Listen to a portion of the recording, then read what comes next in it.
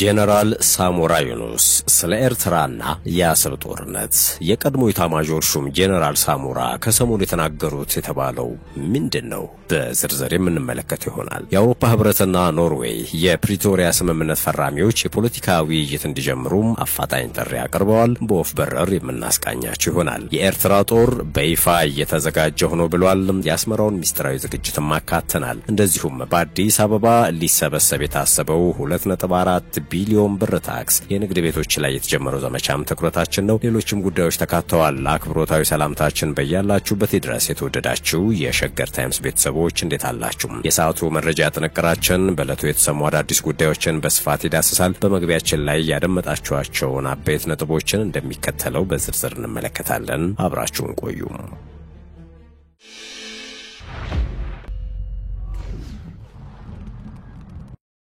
ወደ ቀዳሚው ጉዳያችን እናምራችሁ።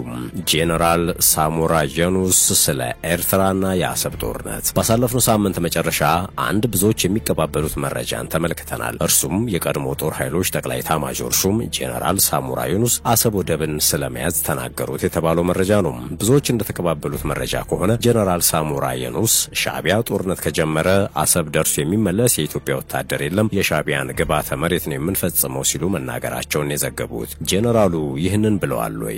ሸገር ታይምስ ባደረገችው ማጣራት የተረጋገጠ ይፋዊ መረጃ አልተገኘም። የቀድሞ ኢታማዦር ሹም ሐሳባቸውን የሚያንጸባርቁበት ማህበራዊ ትስስር ገጽ የላቸውም። ቃለ ምልልስ የሰጡበት የአማርኛም ይሁን ትግርኛ ቃለ ምልልስም የለም። ጄኔራል ሳሞራን በተመለከተ በተመሳሳይ ከወራት በፊትም የኢትዮ ኤርትራ ጦርነት የሚጀመር ከሆነ የአፋሩን ግንባር ይመራሉ የሚሉ መረጃዎች ሲሰራጩ ነበረ።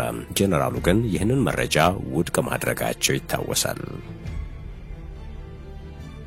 ሌላኛው መረጃችን የኤርትራ ጦር እየተዘጋጀ ሆኖ ብሏል። ኤርትራ የኢትዮጵያን የባህር በር ፍላጎት ለመክታት የመከላከያ ኃይሏን በማጠናከርና ቀጠናዊ ተጽዕኖችን በመፍጠር ላይ መሆኗን የሀገሪቱ ማስታወቂያ ሚኒስቴር ለኤርትራ ሕዝብ በትግርኛ ባሰራጨው ጽሑፍ አስታውቋል። ተጽዕኖ ፈጣሪ ሀገራትና ዓለም አቀፍ ድርጅቶች የኢትዮጵያን አካሄድ እንዲያወግዙና ኢትዮጵያ ቀጠናዊ ግጭት ከመቀስቀስ እንድትቆጠብ ግፊት እንዲያደርጉ ይጠይቋል። ሚኒስቴሩም ኤርትራ ከቀይ ባህር አዋሳኝ ሀገራት ጋር የሁለትዮሽ ትብብሯን ለማጠናከር ጥረት እያደረገች መሆኗንም ገልጿል። ሚኒስቴሩ ኤርትራ ለኢትዮጵያ የባህር በር አልባነት ተጠያቂ እንዳልሆነች ሁሉ የኢትዮጵያን የባህር በር ህልምም እውን የማድረግ ግዴታ የለባትም ብሏል። የኢትዮጵያ መንግስት ኢትዮጵያ የጂኦፖለቲካ በደል እንደተፈጸመባትና የችግሮቿ ምንጭ የባህር በር አልባነት እንደሆነ በመስበክ ህዝቡ በቁጭት እንዲነሳሳ በመቀስቀስ ላይ ነው በማለትም ሚኒስቴሩ ወቅሷል። ይህ በእንዲህ እንዳለ የህወሓቱ ጄኔራል ምግበ ኃይል ከሰሞኑ እሳት ጭሮ ነበረም። ከኤርትራ ጋር የተጀመረውን ጽምዶ የተሰኘ ጥምረትን በተመለከተ ሲያብራሩም እኛ ከኤርትራ ጋር የጀመርነው ግንኙነት የህዝብ ለህዝብ ነው ሲሉ ያለባበሱ ሲሆን ይህ ወዳጅነት ደግሞ ከአማራም ሆነ ከአፋር ጎረቤት ህዝብም ጋር ይቀጥላል ሲሉ ተደምጠዋል። ይህን ሲሉም በአክሱም ጽዮን ፊት እየማልኩ ነው ሲሉ ተገዝተዋል። ሰላም እንዲሰፍን በአካባቢያችን ካለ ህዝብ በተለይ ከኤርትራ፣ ከአማራ፣ አፋር ጋር አብረን እንሰራለን ያሉት ምግበ ጄኖሳይድን የሚቃወሙ ማናቸውም ኃይሎች ሰራዊታችንንም ህዝቡም በዚህ አጋጣሚ ከጎናችን አለን ማለት እንፈልጋለን ብለዋል። ምግበ ጥያቄያችን ካልተመለሰ ራሳችንን ለመከላከል ዝግጁ ነን ሲሉ የተናገሩ ሲሆን ትግራይ በህግ የኢትዮጵያ ግዛት እንደሆነ እናውቃለን፣ ነገር ግን ለጋራ ህልውናችን ስንል የኤርትራ መንግስት ሊያግዘን ይገባል፣ አብረን መስራት አለብን ሲሉ በይፋ መናገራቸውም አይዘነጋም።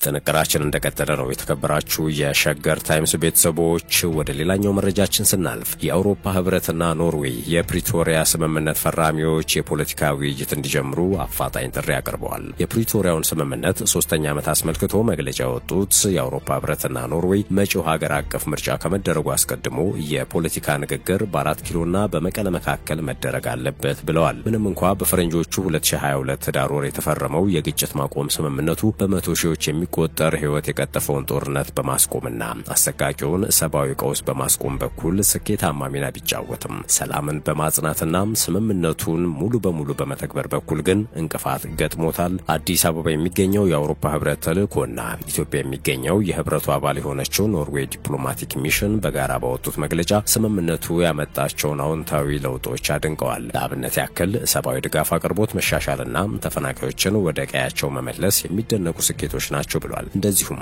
ትጥቅ ማስፈታት፣ መልሶ ማቋቋም ወይም ዲዲአር ሂደቶች የሚያስመሰግኑ ሂደቶች መሆናቸውን አክለዋል። ነገር ግን የፖለቲካ ንግግር ዘላቂ ሰላም የሚያሰፍን ወሳኙ ሂደት ነው ብለዋል። እናም የፕሪቶሪያው ሰላም ስምምነት ፈራሚዎች የፌዴራል መንግስትና ህወሓት መካከል አፋጣኝ ፖለቲካዊ ንግግር እንዲጀመር ሲሉ ነው ጥሪ ያቀረቡት።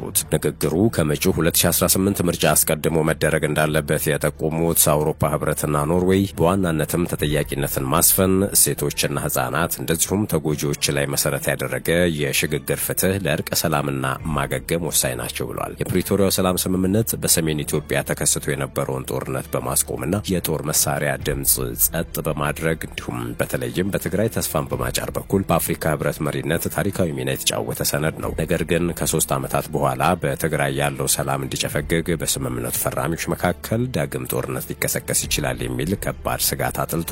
ከዚሁም ጋር በተያያዘ ታዲያ በራያ አዘቦ የተኩስ ልውውጥ መደረጉም እንዲሁ ተሰምቷል። የህወሓት ታጣቂዎች ራሱን የትግራይ ሰላም ኃይል ወይም ቲፒኤፍ ብሎ ከሚጠራው ቡድን ጋር በሳምንቱ መጨረሻ በራያ አዘቦ አካባቢ ተኩስ ልውውጥ ማድረጋቸው ተሰምቷል። ሁለቱ ኃይሎች ከዚህ ቀደም በተደጋጋሚ የተኩስ ልውውጥ ማድረጋቸው ይታወሳል።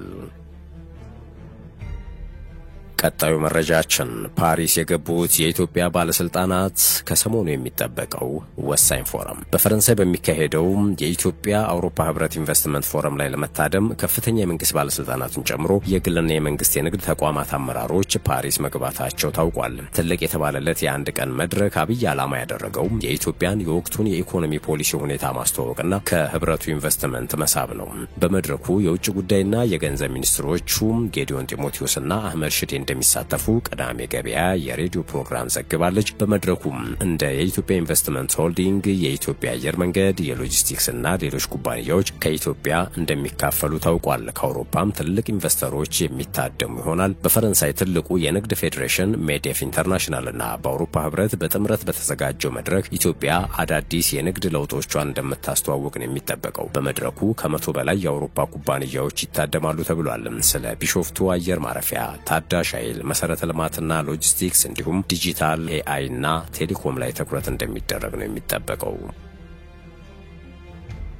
ጥንቅራችን እንደቀጠለ ነው። ወደ ሌላኛው ጉዳያችን ስናመራ በአዲስ አበባ ሊሰበሰብ የታሰበው 2.4 ቢሊዮን ብር ታክስ የንግድ ቤቶች ላይ የተጀመረው ዘመቻ ፍቃድ ሳይሰጣቸው የመኖሪያ ቤታቸውን ለንግድ ስራ ከዋሉ ነዋሪዎች 2.4 ቢሊዮን ብር ለመሰብሰብ ታቅዷል ተብሏል። የሊዝ ለውጥ ፍቃድ ሳይሰጣቸው መኖሪያ ቤታቸውን ለንግድ አሊያም ለሌላ አገልግሎት ለውጥ ካደረጉ ባለይዞታዎች 2.4 ቢሊዮን ብር ለመሰብሰብ እንዳቀደ የአዲስ አበባ ከተማ መሬት ልማትና አስተዳደር ቢሮ አስታውቋል። የሊዝ ህጉን ተላልፏል የተባሉ የከተማዋ ነዋሪዎች የቅጣት ክፍያ ከ100 ሺህ እስከ ሚሊዮኖች ብር ተጠይቀዋል መባሉ ይታወሳል። መሬት ልማትና አስተዳደር ቢሮ በጉዳዩ ላይ ባሰራጨው መረጃ ፈቃድ ሳይሰጣቸው መኖሪያ ቤታቸውን ለንግድ አገልግሎት መስጫ እንዲለወጥ ያደረጉ ነዋሪዎች በከተማዋ እንዳሉ ገልጿል። በተያዘው ዓመት 3000 ገደማ ባለይዞታዎች ወደ ቢሮ በመምጣት የሊዝ ለውጥ ማድረጋቸውን አስታውቋል። ከነዚህ ውስጥ 86 በመቶ የሚሆኑት የቅጣት ክፍያውን ከፍለዋል መባሉን የተዘገበው ክፍያቸውን ካጠናቀቁ ባለይዞታዎች ቢሮ 343 ሚሊዮን ብር ማግኘቱን አስታውቋል። በከተማዋ መኖሪያ ቤታቸውን ለንግድ አገልግሎት አውላቸዋል የተባሉ ግለሰቦች ከፍተኛ ገንዘብ እየተጠየቁ መሆናቸውን የሀገር ውስጥ መገናኛ ብዙሃን መዘገባቸው አይዘነጋም። የቅጣት ክፍያው ከ100 ሺህ እስከ ሚሊዮን ብሮች የሚደርስ እንደሆነ ነዋሪዎች መናገራቸውን ነው ዘገባዎቹ ያመላከቱት። በዚህ ሳቢያ እስካሁን በተደረገ ማጣራት በከተማዋ ወደ 3000 የሚጠጉ መኖሪያ ቤቶች የሊዝ ለውጥ ሳያደርጉ ወደ ንግድ ቤቶች እንደተቀየሩም ፎርቹን ጋዜጣ ዘግቧል። የከተማዋ መሬት ልማትና አስተዳደር ቢሮ በበኩሉ በዚህ ዓመት ከአዲስ አበባ ብቻ ከሚሰበሰበው የቅጣትና የሊዝ ለውጥ ውል 2.4 ቢሊዮን ብር ለመሰብሰብ አቅጃለሁም ብሏል።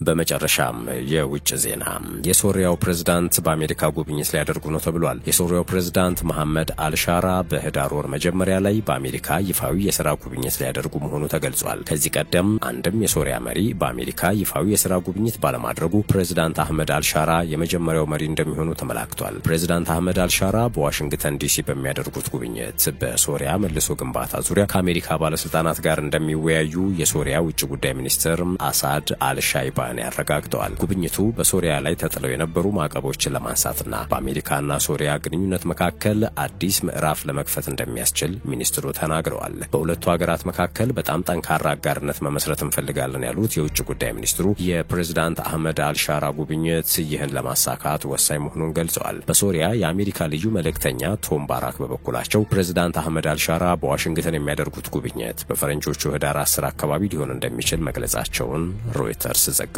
ውድ የሸገር ታይምስ ቤተሰቦች ለአሁኑ ያዝነው የመረጃ ጥንቅራችን አበቃ። ስላዳመጣችሁን ከልብ እናመሰግናለን። በያላችሁበት ሰናይ ጊዜ።